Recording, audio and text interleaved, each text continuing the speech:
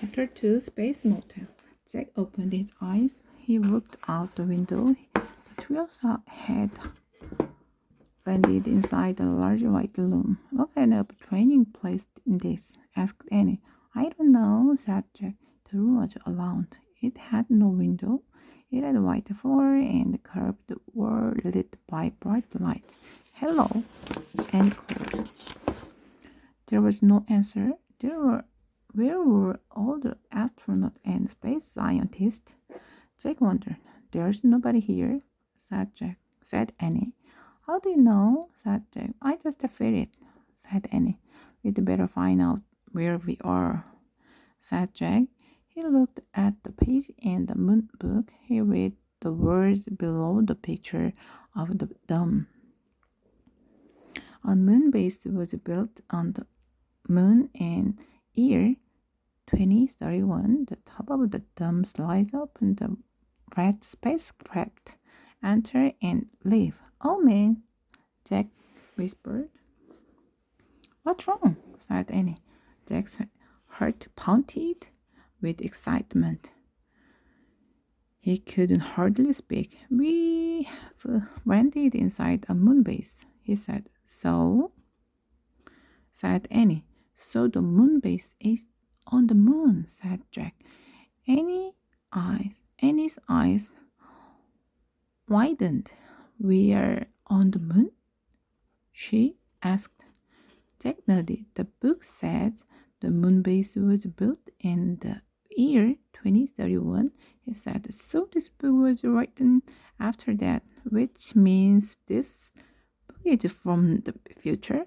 "Oh, wow," said Annie. "Morgan must have gone forward in time to borrow it from the future library." "Right," said Jack. "And now we're in the future on the moon." Squawk, squawk. Annie and Jack looked at Peanut. The mouse was running around in circles. "Poor Peanut," said Annie.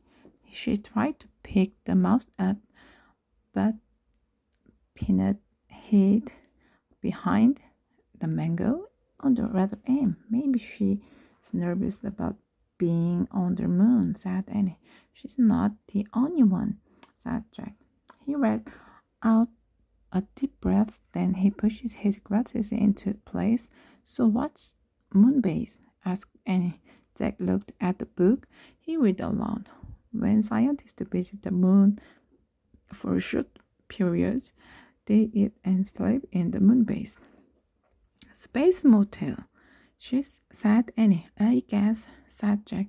He read more. "A small base has a landing chamber and room for storing spacesuit, air, and temperature to control to make breathing possible." "So that's why we can breathe," Jack said. "Let's explore," said Annie. "We have to find a first thing for Morgan." "No, first we should study this map," said Jack. He pulled out his notebook. "Yeah, you study it," said Annie. Jack copied the map. Then he drew in the treehouse. "Okay," he said. He pointed at the X in his drawing. "We are here." Jack looked up.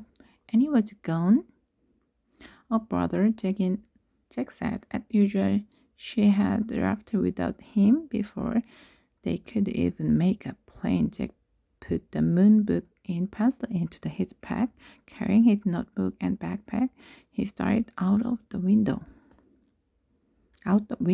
Squawk, squawk. He looked back at Peanut. The mouse was running back and forth on the M. "Stay here and be safe," said Jack. "We'll be back soon." Jack swung himself over the windowsill. His feet touched the floor of the landing chamber. "Annie," he called. There was no answer. Jack looked at his diagram. He showed only one way to go. Jack walked along the curved white wall to the stairs. He climbed the steps to a hallway. Jack hurried, and he was at the end of the hallway, standing in the airlock. She peered out a window in the giant door. Jack hurried toward her, and he stepped aside so he could look out the window. "Oh, man," said Jack. What he saw took his breath away. He started a lucky gray wind. His wind was filled with giant craters and tall mountains. The sun was shining, but the sky was ink black. "Say hi to the moon," and he said softly.